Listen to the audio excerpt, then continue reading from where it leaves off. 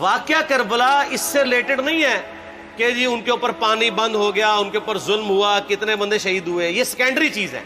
اصل چیز ہے کربلا ہوئی کیوں نبی علیہ السلام کی محنت کو 50 سال کے اندر اس لیول تک پہنچا دیا گیا کہ ہزاروں صحابہ زندہ ہیں اور نبی صلی اللہ علیہ وآلہ وسلم کی پوری اولاد ذبح کر دی جاتی ہے. ہم تو یہ کہہ نہیں رہے کہ کیسے ذبح کیا انہوں نے، آری چلائی تھی یا تلوار چلائی تھی، یہ تو واقعہ کربلا تو سب کو پتہ ہے، ان کی شہادت بھی سب کو پتہ ہے. جامعہ ترمذی میں حدیث ہے حسن و حسین جنتی نوجوانوں کے سردار ہیں اور ان کی والدہ جو ہے وہ جنتی عورتوں کی سردار ہیں. اور المستدل حاکم میں حدیث ہے حسن و حسین جنتی نوجوانوں کے سردار ہیں اور ان کے والد ان سے بھی بہتر ہیں. تو یہ تو ڈیفینٹ حدیثیں ہیں، یہ تاریخ تو نہیں ہے، نبی علیہ السلام کے فرامین ہیں.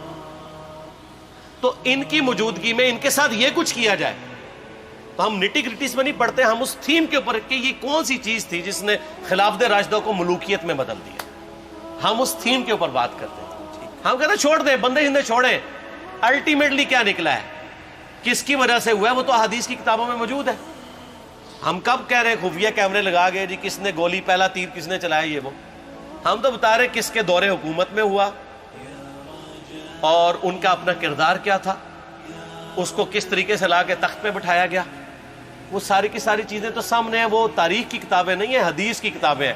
اگر آپ کہتے ہیں کہ بخاری مسلم سے ہم نے صرف رفع الیدین کی حدیثیں لینی ہیں یا ایمانیات کی حدیثیں لینی ہے اور باقی جو بخاری اور مسلم میں آل امیہ کی بدماشیوں کو ننگا کیا گیا ہے وہ ہم نے نہیں لینی ہے، تو سر پھر آپ اپنے آپ کو کلیئر کٹ، پھر ہم آپ سے واقعہ کربلا نہیں ڈسکس کریں گے، حجیت حدیث پہ بات کریں گے. آپ کو اپنے آپ کو منکرین حدیث کہنا پڑے گا. یہ آپ اسکروٹنگ کیسے کریں گے؟ اس سے بڑی بات مجھے یہ بتائیں کہ عظمت صحابہ بڑی چیز ہے یا عظمت محمد رسول اللہ صلی اللہ علیہ وآلہ وسلم؟ تو بریلوی یہی تو رونا رو رہے ہیں، وہ کہہ رہے ہیں جی قرآن میں تھوڑی آیات ہیں. آپ پھر مڑ مڑ کے پڑھتے ہیں قل انما انا بشر مثلکم، اس میں تو نبی علیہ السلام کی تنقیص ہو رہی ہے.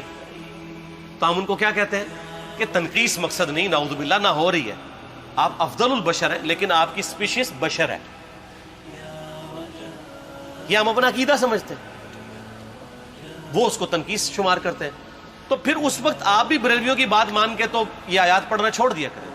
آپ کہتے ہیں نہیں آیات ہے کیوں نہ بیان کریں، تو ہم بھی کہتے ہیں احادیث ہے کیوں نہ بیان کریں. کہ صحیح بخاری میں حدیث ہے 2812 عمار کو ایک باغی جماعت قتل کرے گی، وہ جماعت دوزخ کی طرف بلا رہی ہوگی اور عمار ان کو اللہ اور جنت کی طرف بلا رہا ہوگا. اب اس کے نرغے میں جو آتا ہے وہ آئے، میں اپنے نبی سے ٹکر لے لوں آپ لوگوں کے منہ کا خیال رکھتے ہوئے کہ میں نبی علیہ السلام کو کہوں کہ آپ نے کیوں ایسی بات کر دی کہ مولا علی کے مخالفین کو آپ نے دوزخ کی طرف بلانے والی جماعت کہہ دیا. تو لیں آپ ٹکر، جائیں سیدھا دوزخ میں. اور تھوڑی جرت کریں، آپ یہ کہا کریں کہ اے اللہ، اپنے لیے کہا کریں کہ اللہ تعالیٰ آپ کا حشر یزید اور یزید کے آباء و اجداد کے ساتھ کرے اور اس کی اولاد کے ساتھ. ہم کہتے ہیں کہ اللہ تعالیٰ ہمارا حشر جو ہے وہ مولا حسن حسین، مولا علی علیہم السلام اجمعین اور اہل بیت کے ساتھ کرے، آمین. اور آپ میں تو اتنی جرت نہیں آپ یہ بات بھی کر سکیں کیونکہ ان کو پتہ ہے. تو نبی علیہ السلام کی احادیث کو بیان کرنے کو یہ سمجھتے ہیں کہ جی اس سے مصیبت کھڑی ہو جائے گی، تو اپنے آپ کو منکرین حدیث ڈکلیئر کریں. پھر حجیت حدیث کا مقدمہ ڈسکس ہوگا، پھر کربلا نہیں ڈسکس ہوگی. اور یہ ٹی وی پہ بھی آ کے مولوی بیٹھے ہوتے ہیں، سنیوں کے بھی شیعوں کے بھی، مڑ مڑ کے جی وہ یزید نے یہ کر دیا. وہ یزید نے کیا کیا ہے یار؟ وہ تو سسٹم کا نمائندہ بن کے آیا جو پیچھے سے خراب تھا. یزید کو لے کے بیٹھے ہیں، یزید یزید یزید یزید. بھائی پیچھے سے معاملہ خراب ہوا. اگر نہیں یقین آتا تو یہ بخاری مسلم کی میں نے آلموسٹ 200 سے زیادہ حدیث مین اسٹریم کی کتابوں سے اکثر بخاری مسلم جمع کیے، پڑھے. اور سر میں نے تو ان کو چیلنج دیا ہے، یہ حدیثیں پڑھ کے نا اپنے ممبروں سے صرف ان حدیثوں کی تشریح اپنی پبلک کے سامنے کر دیں. نہیں کر سکتے تو وہ لعنت کے مستحق تو ہو رہے ہیں حق چھپا کے، اور قیامت دن کے منہ پہ لگام ڈالیے. اور پھر مڑ مڑ کے کہتے ہیں نہیں جی وہ کچھ چیزیں خاص ہوتی ہیں وہ عوام الناس کے سامنے نہیں کرنی چاہیے. وہ صحابہ کرام بھی بعض اوقات ایسی باتیں پبلکلی نہیں کرتے تھے. میں نے اس کے اوپر بڑا ایک میرا کلپ ہے یوٹیوب پہ، مولا علی سے متعلق 5 جھوٹ، تو میں نے کافی ساری چیزیں اس میں ڈسکس کی ہیں. لیکن میں یہ کہتا ہوں کہ اللہ کے بندو، جو چیزیں نبی علیہ السلام نے منع کی ہیں بیان کرنے سے وہ تو ہم ڈسکس کر بھی نہیں رہے. میں نے آج تک آپ کو منافقین کے نام بتائے؟ آپ نے حذیفہ ابن یمان کو بتایا تھے نا آپ صلی اللہ علیہ وآلہ وسلم نے, صحیح بخاری میں آتا ہے. تو میں نے آپ کو بتایا, آپ رازدار رسول تھے, وہ ختم ہوگی بات. میں نے کبھی ڈسکس کی ہے؟ اگرچہ میں نے صحیح مسلم کی حدیث 7035 نمبر ڈسکس کی ہے کہ نبی علیہ السلام نے فرمایا میرے صحابہ میں 12 منافق ہیں, وہ کبھی بھی جنت میں داخل نہیں ہوں گے یہاں تک کہ سوئی کی ناکے سے اونٹ نہ گزر جائے, اور ان میں سے 8 ایسا ہے جس کی کمر پہ دوبیلا پھوڑا نکلے گا. میں نے آج تک آپ کو بتایا کہ کس کس کی کمر پہ دوبیلا پھوڑا نکلا اور اس کی موت اسی پھوڑے میں ہوئی ہے, بتایا؟ تو میں تو وہ چیزیں ڈسکس بھی نہیں کر رہا, میں وہ چیزیں ڈسکس کر رہا ہوں جو نبی علیہ السلام نے علامات النبوہ میں بتائی ہیں. یہ امام بخاری حدیث نبوت کی دلیل کے چیپٹر میں لے کے آئے ہیں, اور امام بہقی نے 3500 احادیث پر مشتمل ایک کتاب لکھی ہے دلائل النبوہ, کہ ہم نبی صلی اللہ علیہ وسلم کو نبی کیوں مانتے ہیں, اس کے اوپر. اور اس میں یہ ساری حدیثیں عمار بن یاسر کے قتل والی لے کے آئے ہیں بتانے کے لیے کہ دیکھیں ہمارے نبی علیہ السلام کی نبوت کی دلیل ہے کہ آپ نے اپنی وفات کے آلموسٹ 30 سال کے بعد ہونے والے واقعے کو پہلے ہی بتا دیا. یہ حدیثیں چھپانے والی نہیں, بیان کرنے والی ہیں, علامات النبوہ کی حدیث ہے. آپ کہتے ہیں چھپائیں, اگر کوئی حدیث دنیا میں نہیں چھپائی جا سکتی نا تو علامات النبوہ والی حدیث ہے, کیونکہ وہ تو نبی صلی اللہ علیہ وسلم کی نبوت کو جسٹیفائی کرتی ہے. ورنہ میرا ایک معصومانہ سوال ہے کہ نبی صلی اللہ علیہ وسلم نے یہ باتیں کر کے ان کے زوم میں نعوذ باللہ امت کو مصیبت میں ڈال دیا. آپ نے خود ہی فرمایا کہ یہ ہوگا. کیوں فرمایا آپ نے؟ میں تو بیان کر کے مجرم ہوں, تو جس نے مجھے خبر دی ہے ان کے بارے میں آپ کا کیا خیال ہے؟ یہ مسند احمد کی حدیث یہ میں نے گھر بیٹھ کے بنائی ہے کہ میری بیوی کا کیا حال ہوگا جس پہ خوف کے کتے بھونکیں گے. تو سیدہ عائشہ سے مجھ سے زیادہ نبی علیہ السلام کو محبت تھی, لیکن آپ اللہ کے پیغمبر تھے, آپ نے اپنے گھر کی خبر بھی نہیں چھپائی, بتا دی کہ یہ ہوگا. اور اس سے بڑھ کے آپ صحیح بخاری میں دیکھیں عمار بن یاسر کا خطبہ ہے. میں نے یہ سارا, پریشان نہیں ہونا, یہ ریسرچ پیپر میں سارا کچھ موجود ہے, اور کوئی چیز بھی ایسی نہیں جو اس میں سکپ ہو. صحیح بخاری میں خطبہ ہے کہ عمار بن یاسر کو مولا علی نے بھیجا کوفے میں. کوفے والے نیوٹرل ہو گئے تھے کیونکہ بصرہ سے سیدہ عائشہ آ رہی تھیں, اور وہاں پہ انہوں نے کہا نہ ہم سیدہ عائشہ کا ساتھ دیں گے نہ مولا علی کا دیں گے. تو عمار بن یاسر کو تیار کرنے کے لیے, یعنی وہاں کے جو عوام تھی اس قتال کے لیے, مولا علی نے بھیجا. تو سیدنا عمار بن یاسر نے وہاں پہ کوفے کے منبر پہ خطبہ دیا. بخاری کے الفاظ ہیں, اوپر والی سیڑھی پہ عمار بن یاسر نے حسن ابن علی کو بٹھایا, حالانکہ حسن ابن علی سے 4 گنا بڑی عمر تھی عمار بن یاسر کی, 90 پلس ہو چکے ہوئے تھے, 3-4 گنا ان کی عمر تھی, لیکن اہل بیت کا احترام کیا. خود نچلی سیڑھی پہ بیٹھے. بخاری کے الفاظ ہیں کہ اے لوگو اللہ نے تمہیں آزمایا ہے, ایک طرف دنیا اور آخرت میں تمہارے نبی کی بیوی ہے سیدہ عائشہ, دنیا اور آخرت میں, یعنی عزت اپنی جگہ قائم. یہاں لوگ سمجھتے ہیں کسی کی غلطی آ گئی تو پتہ نہیں کیا ہو گیا, وہ یار اس کا مرتبہ اپنی جگہ ہے, غلطی اپنی جگہ ہے, پیغمبر نہیں ہے وہ. اور دوسری طرف علی ابن ابی طالب ہے. اللہ اب دیکھے گا تم عائشہ کی اطاعت کرتے ہو یا اللہ کی, علی کی نہیں اللہ کی. کیوں؟ یا ایھا الذین آمنوا اطیعوا اللہ واطیعوا الرسول واولی الامر منکم. ان کا اولو الامر مولا علی ہیں, ان کی اطاعت واجب ہے. یہ اللہ نے آزمایا ہے کہ اللہ کی اطاعت کرتے ہو یا عائشہ کی. اور آپ حیران ہوں گے, یہ حدیث امام بخاری حضرت عائشہ کی فضیلت والے چیپٹر میں لے کے آئے ہیں. اگر امام بخاری مشورہ کر لیتے نا ناسبیوں سے تو انہوں نے کہا تھا سر آخری صحیح رکھو, پچھلا رہن دو,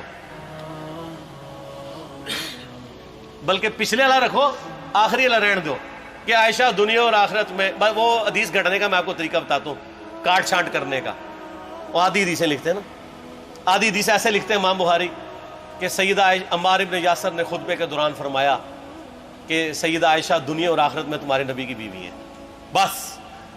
لیکن امام بخاری نے پوری حدیث لی ہے, آگے وہ بھی ڈالا ہے کہ اللہ آزما رہا ہے کہ عائشہ کی اطاعت کرتے ہو یا اللہ کی، جیسے آپ کے علماء کر رہے ہیں۔ صحیح مسلم کی حدیث 6488 آدھی بیان کرتے ہیں سارے مولوی، بریلوی، دیوبندی، اہل حدیث، سب، میرے صحابہ کو برا مت کہو، اگر تم میں سے کسی نے احد پہاڑ کے برابر بھی سونا خیرات کر دیا اور میرے صحابہ نے ایک مد یعنی 600 گرام خیرات کی، آدھا کلو، اس کے آدھے کو بھی نہیں پہنچ سکتا بس۔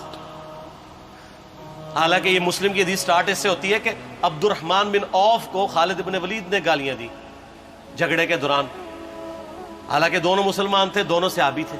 آپ نے حضرت خالد بن ولید کو بلا کے ڈانٹا، فرمایا تم میرے صحابہ کو برا مت کہو۔ تو خالد بن ولید نے تو آگے سے نہیں کہا حضور میں بھی صحابی ہوں۔